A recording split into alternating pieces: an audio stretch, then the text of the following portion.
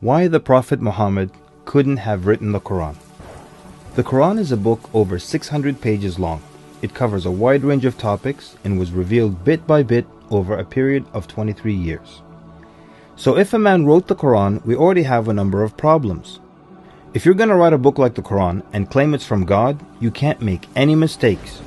The book can't contradict itself, and you have to keep it consistent as you add to it over a period of 23 years and keep the message consistent. The grammar and style also have to remain the same. If the Quran is not from God, Muhammad would have to write it himself. That means in the middle of the Arabian desert, with no books around and being illiterate, he would have to know law, civil rights law, criminal law, family law, labor law, military law, personal injury law, real estate law, and tax law. He would have to know history. With little to no Christian presence in Mecca, he would have to know the stories and events in the lives of the prophets before him, the history of past nations, Judeo-Christian religious rulings, and he would have to know it well enough to somehow offer additional information and details not found in those books. He would have to know how to develop a nation, how to start a government, know about worship and purification, invent dietary laws, know psychology, about raising children, arbitration, distribution of wealth, finance, and business.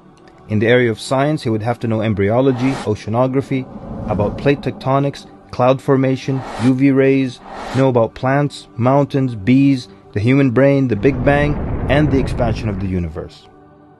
And in order to make the book complete, he would have to have knowledge of the future so he can write things that will happen in the years to come. He would have to be a time traveler in order to insert his name and mention in the Bible. If he's claiming that the book he wrote is from God, it must not have a single solution that doesn't work. He must also keep his emotions and personal life out of the book. The book should not reflect happy times nor sad times in his life. The writing should not become cheerful and optimistic, nor sad and gloomy as if a human wrote it. But when you read the Quran cover to cover, you can't sense when his wife died, when his daughters got married, when his grandchildren were born, when he was victorious, and when he was defeated. To anyone who examines the Quran, it becomes perfectly clear that there is no way a man in the desert 1400 years ago could have written such a book. But what if it were a committee of brilliant minds, a secret society that is in charge of correcting, updating, and rewriting the Quran over the years?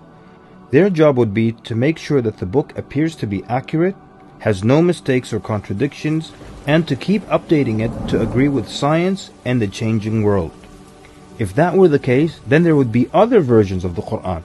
Due to edits and improvements, we would have new edited versions and old versions with mistakes. You would be able to detect different writing styles and influences from the different authors. The problem with all of that is, there is only one Quran. So one man didn't write it, and a committee didn't edit it, so where did it come from? What if clever devils dictated and influenced a man to write the Quran? The question then would be, what kind of devil calls to good behavior, worshipping God, honoring Jesus, giving to the poor, and warns of the devil? Any way you analyze the Quran, you come to a clear conclusion. It could not have been written by a committee, a devil, nor the Prophet Muhammad. Since it's impossible for Muhammad to have written it, then that means he was truthful in that it is from God. If it is from God, that means he was a genuine prophet. And if he's a genuine prophet, then his message should be heeded and obeyed.